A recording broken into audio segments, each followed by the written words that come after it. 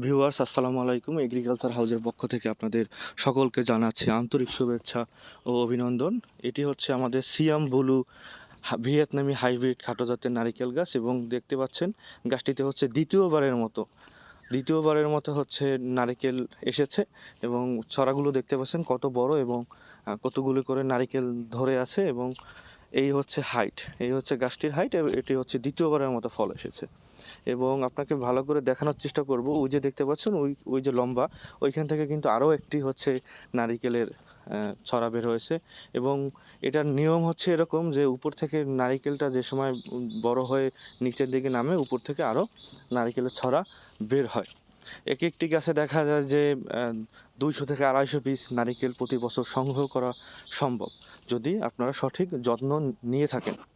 এবং আপনাদের গাছটি একটু ঘুরিয়ে দেখানোর চেষ্টা করব, দেখতে একটু ভালোভাবে দেখুন।